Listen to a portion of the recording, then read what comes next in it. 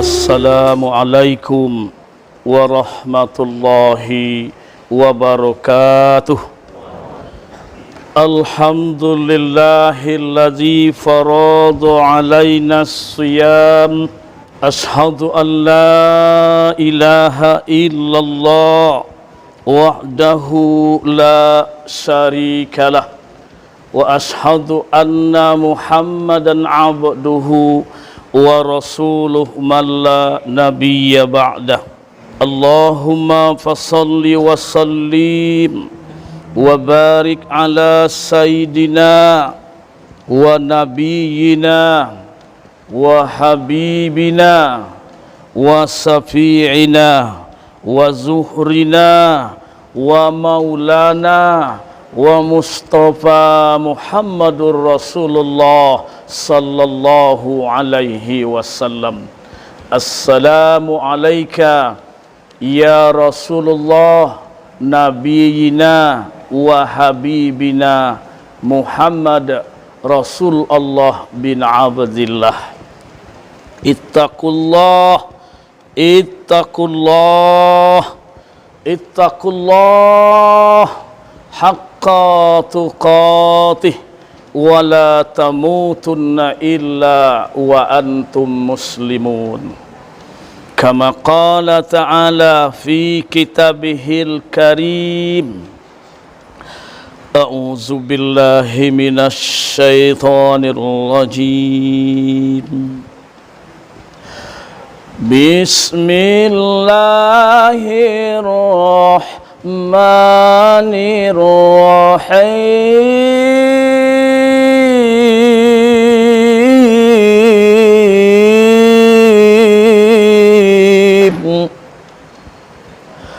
Ya ayyatuhan nafsul mutmainnah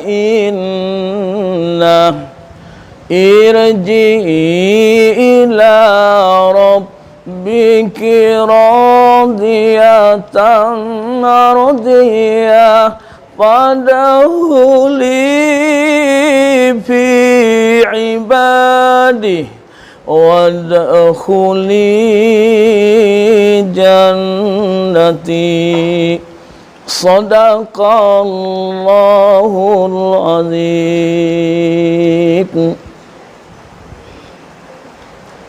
Dengan hayat Allah kita bisa hidup.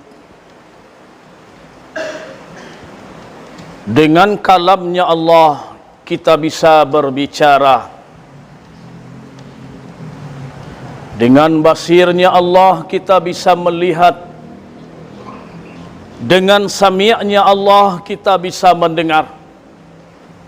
Dengan kudratnya Allah kita bisa bergerak. Dengan iradahnya Allah kita bisa berkehendak. Dan dengan ilmunya Allah kita bisa cerdas dan mengetahui mana milik kita. Satu pun tidak ada, hanya titipan untuk sementara. Ujung kaki, ujung rambut, luar dan dalam milik Allah. Bulu, kulit, daging, darah, urat, tulang, hati, limpa, empedu, otak, benak, ruh, qalbi, sirri, hafi, ahfa, nafsu, natiqah dan kulu jasad, semuanya milik Allah. Kenapa manusia sombong? Kenapa manusia lalai? Kenapa manusia tidak kenal dengan Rabb-Nya? Semoga hari ini, dari Jumat yang kemarin sampai Jumat ini, Allah masih beri kehidupan. Berarti Allah masih sayang dan mencintai kita semua. Kesempatan untuk memperbaiki diri. Semoga kita selalu dirahmati Allah subhanahu wa ta'ala. Amin ya rabbal alamin. Salawat dan salam kepada Nabi dan Rasul yang terakhir, Nabi Muhammad sallallahu alaihi wasallam. Pada hari ini dan pada saat ini sudah 95% rencana atau yang disebut dengan ramalan Rasulullah di akhir zaman akan terjadi malapetaka, akan terjadi di mana-mana pembunuhan, akan terjadi semuanya, tidak ada lagi kasih sayang. Dan hari ini kita sudah buktikan.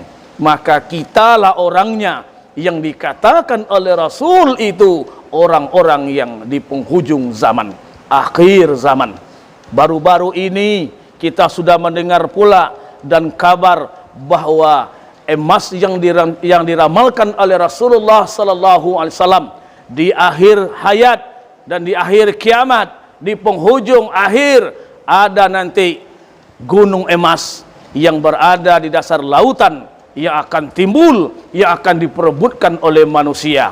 Pembunuhan, mati 99, tinggal satu orang, terbunuh 99, tinggal satu orang. Sudah kabarnya kita lihat dari internet, sudah muncul gunung itu. Allahu Akbar. Untuk itu mari sama-sama kita memperbaiki diri dan mempersiapkan generasi anak cucu kita yang akan melanjutkan perjuangan kita untuk masa depan demi jayanya Islam di Kabupaten Kampar yang sangat kita cintai ini. Jemaah Jumat Masjid Nurul Huda yang kami hormati, sesuai dari Kementerian Agama Republik Indonesia cabang Kecamatan Tambang, setiap masjid dan musola dikirim para ustadz dan dai dengan judul hari ini pada Jumat ini tanggal 26, jangan lalai atau jauh dari peringatan Allah Subhanahu wa taala. Jemaahku yang dimuliakan Allah Subhanahu wa taala, kita akan buka Al-Qur'anul Karim dalam surah At-Taubah ayat 84. At-Taubah surah nomor 9 ayat 84. A'udzu billahi minasy syaithanir rajim. Bismillahirrahmanirrahim. Wa la tusalli ala ahadin minhum mata abada wa la takum ala qabrih innahum kafaru billah wa rasulih wa matu wa hum fasikun. Sadaqallahul azim. Inilah dalil yang mengatakan kita berpaling dan jauh dari Allah. Apa yang terjadi? Bagaimana yang tertulis di dalam ayat-ayat ini? Orang-orang yang berpaling, orang-orang yang jauh, orang-orang yang membelakangi perintah Allah Subhanahu wa taala. Kita ambil Jumat ini contoh satu saja tentang solat. Dengan nama Allah yang pengasih lagi maha penyayang. Dan janganlah engkau Muhammad, kekasihku, menyolatkan orang yang mati, yang tidak solat, orang yang mati yang berpaling dari perintah Allah, orang yang mati jauh dari perintah Allah, orang yang mati memperolok-olokkan perintah Allah. Jangan engkau solatkan Muhammad, kata Rasul. Yang lebih parah lagi, wala taqumu ala qabrihi, dan jangan engkau Muhammad berdiri di kuburnya, jangan engkau mendoakannya, jangan ikut engkau mendoakannya, biarkan mereka itu mati. Karena Allah melanjutkan firman-Nya, innahum kafaru billah, sesungguhnya mereka itu ingkar kepadaku dan mereka itu ingkar kepada Rasulmu. Makanya wa matu wahum fasikun, dan mereka semua itu, kata Rasul, mati dalam keadaan kesesatan, dalam keadaan fasik. Ini yang kita ambil contoh satu solat saja. Jadi bagi hamba Allah, anak-anak kita hari ini sibuk dengan HP. Inilah nanti kampar ketika setelah adanya kita, matinya imam masjid, matinya Pak Imam, matinya ulama-ulama di kampar ini, generasi di kampar yang mendatang kita sangat khawatir.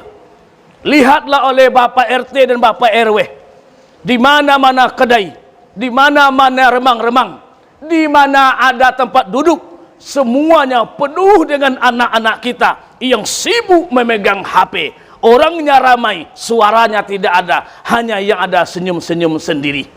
Mulai dari jam 1 sampai jam 1, mulai jam 1 sampai jam 1, tak peduli dengan azan, tak peduli dengan panggilan orang tuanya. Hari ini tidak anak orang, anak kita sendiri, Bapakku, anak saya, anak Bapak, anak Pak RT, anak Pak RW, anak Pak Ustadz, dan anak Pak Imam. Hari ini sama saja. Maka untuk itu, saudaraku, jemaahku yang dimuliakan Allah Subhanahu wa Ta'ala, mari kita ulang-ulang kembali dengan judul daripada Kemenak Kabupaten Kampar cabang Kecamatan Timur. Maaf, kami ulang, cabang Kecamatan Tambang. Hari ini mengatakan orang-orang yang berpaling dari perintah dan peringatan Allah Subhanahu wa Ta'ala. Ini satu contoh orang yang berpaling, dilarang oleh Allah Muhammad untuk menyolatkannya. Sudah berapa banyak kita menyolatkan kita orang-orang yang tidak solat di negeri ini? Sudah berapa banyak yang kita mandikan, kita kafani orang-orang yang mati tidak solat di negeri ini? Rupanya larangan Allah sangat luar biasa. Makanya tentang solat ini, pada bulan Rajab 27 Rabiul Awal, langsung Allah mengangkat dan memanggil kekasihnya untuk menjemput solat. Solat tidak bisa diwakilkan. Perkara yang lain cukup turun wahyu didatangkan oleh Allah kepada malaikat Jibril. Jibril yang menyampaikan kepada Muhammad bin Abdullah perintah solat tidak bisa, langsung dijemput kepada yang punyanya. Maka solat dalam tubuh ibarat kepala. Kalau cacat tangan masih bisa hidup, cacat kaki masih bisa hidup, buta masih bisa hidup. Tapi kalau kepala tidak ada, bagaimana untuk hidup? Inilah solat dalam kehidupan. As-salatu imaduddin, faman aqamaha faqad aqamaddin, wa man tarakaha faqad hadamaddin. Solat adalah tiangnya agama. Siapa yang solat, tegak agama. Dan siapa yang tidak solat, runtuhnya agama. Hari ini 10 orang rumah tangga terdiri dari ayah, ibu, dan anak, dan cucu menantu. Yang solat hanya 2 orang, ibu dengan ayah. 8 orang tidak solat. Yang solat 2 orang, tegak agama. Yang tidak solat 8 orang, runtuh agama. Maka hancurnya Islam hari ini di Indonesia dan di Kabupaten Kampar, Kecamatan Tambang kita ini, bukan dari orang lain, tetapi oleh umat Islam itu sendiri. Ingatkah kita sebuah kisah Nabi Musa alaihi salam kalamullah didatangi oleh seseorang perempuan yang berdosa. Doakan saya Musa, doakan saya Nabi Allah, karena engkau seorang Nabi, biar Allah menerima tobatku. Memangnya apa dosamu? Dosaku Musa, aku hilap, aku hamil, aku malu, lahir anak aku cekik lehernya, aku bunuh, aku buang. Maka diusirlah oleh Musa perempuan ini dengan marahnya Musa kalamullah. Di saat itulah datang malaikatul Jibril kepada Nabi Musa. Musa, kalamullah, bukankah Allah yang menerima taubat? Bukan dirimu Musa. Kenapa kamu usir dia Musa? Musa pun kena tegur. Tahukah kamu Musa, dosa yang paling besar? Tidak. Yang paling besar dosa, kata malaikat Jibril di saat itu, meninggalkan sholat. Meninggalkan sholat. Coba seandainya sebanyak Jumat ini maghrib, sebanyak Jumat ini isya, sebanyak Jumat ini subuh, alangkah barokahnya negeri ini. Keampunan dan rahmat Allah turunkan. Insya Allah sekitar 19 hari lagi Ramadan akan datang. Kita lihat anak-anak kita sholat pada bulan Ramadan, tapi sayang disayang, mereka berlomba sholat sunat, sholat wajib mereka tinggalkan. Inilah saudara-saudaraku, jemaahku yang dimuliakan Allah Subhanahu wa taala. Ingatkah kita bahwa awwalu ma yuhasabul abdu fi yaumil qiyamah as-salat. Tidak beranjak tumit kaki anak Adam. Telapak kaki ini tidak beranjak di yaumil mahsyar. Berhimpunnya umat-umat, segala umat di saat itu. Matahari sudah dibawa ke bawah. Bukan main panasnya, berlindung tidak ada, sehingga kita terbenam oleh keringat kita sendiri menunggu sidang di mahkamah Allah. Awalnya proses sidang di akhirat, tidak ada sidang yang lain kecuali solat. Apabila solatnya baik, semua infak sedekah dari awal sampai akhir, kecil dan besar, diterima oleh Allah Subhanahu wa taala. Akan tetapi bila solatnya amburadur, solat tidak benar, semua infak sedekahnya di dunia ini tidak akan diterimanya pada hari itu. Inilah malangnya orang-orang yang tidak solat, semua amal ibadah tidak diterima. Jemaahku yang dimuliakan Allah Subhanahu wa taala. Sebuah kisah, masih hidup Rasulullah, masih hidup sahabat-sahabat. Datang Umar bin Khattab kepada Nabi, "Ya Rasulullah, ya, ada seorang pemuda yang meninggal dunia. Mandikan dan kafani. Setelah siap dikafani, panggil saya untuk disolatkan." Mereka mandikan, sahabat-sahabat Rasul, mereka mandikan dan mereka kafani sesuai dengan syariat agama Islam. Umar pun datang, "Ya Rasulullah, jenazah siap untuk disolatkan." Siap. Rasul jadi imam.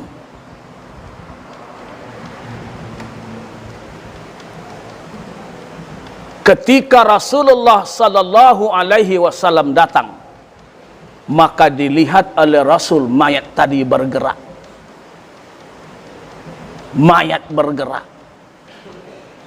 Dipanggil Abu Bakar, sahabat yang tertua. "Abu Bakar, siap Rasulullah. Kenapa kalian kafani orang yang masih hidup? Kenapa kalian kafani orang yang masih hidup?" "Demi Allah Rasul," kata Abu Bakar, "sesungguhnya dia sudah mati. Kalau begitu, tolong Anda buka." Dibuka oleh Abu Bakar. Padahal hati Abu Bakar itu juga takut. Tapi ini perintah Nabi sama dengan perintah Allah. Ketika mayat dibuka oleh Abu Bakar, keluarlah seekor ular kobra. Kita akan ingat Khalifah Al-Faruq, Al-Quraisy, Umar ibn Khattab. Bawa pedang tidak pakai sarung. Bahkan ketika hadir di bumi ini ingin membunuh, membawa kepala Nabi.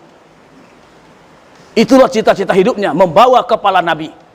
Tapi setelah hidayah datang, tidur sekarang di samping Nabi. Kita kan umroh, kita kan haji kemarin.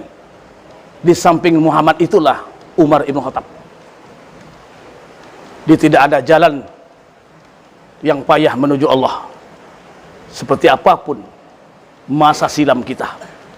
Jadi ketika itu Umar pun datang, "Izinkan saya ya Rasul mencencang lumat ular ini." Karena Umar, "Jangan Umar, ini nak lawanmu, ini Umar, bukan lawanmu. Saya akan tanya diri ular ini, siapa yang ke ular?" Langsung ular berbicara, "Assalamualaikum Rasulullah, asyhadu an la ilaha illallah wa asyhadu anna Muhammadur Rasulullah." Saya adalah malaikat Allah Muhammad, diutus oleh Allah menjadi seekor ular. Untuk mayat ini, untuk apa? Saya akan memamah-mamah otak tengkorak mayat ini. Ada apa kamu mama? Karena otak kepalanya tidak pernah sujud kepada Allah. Salat lagi. Salat lagi. Dan saya akan memamah-mamah isi perutnya mayat ini. Kenapa? Karena isi perutnya penuh harta yang haram. Dan saya akan memamah-mamah kedua kakinya ya Rasulullah. Kenapa? Karena kedua kakinya ini tidak pernah untuk sholat ke masjid. Tidak pernah untuk buat kebaikan. Disitulah Rasulullah sallallahu alaihi wasallam menangis. Dan para sahabat. Itulah kisah sekelumit tentang orang yang berpaling dari sholat, dari perintah Allah subhanahu wa ta'ala. Saudaraku, jemaahku yang dimuliakan Allah subhanahu wa ta'ala, maka pada Jumat ini kita tetap mengacu program pemerintah kita, protokol, dengan khutbah yang singkat, dengan tetap menjalankan aturan-aturan negara Republik Indonesia. Semoga COVID ini datang dari Allah. Dengan datangnya bulan suci Ramadan, segera corona ini diangkat oleh Allah kembali. Amin. Allahumma summa amin. Fa'tabiru ya ulil albab la'allakum tuflihun.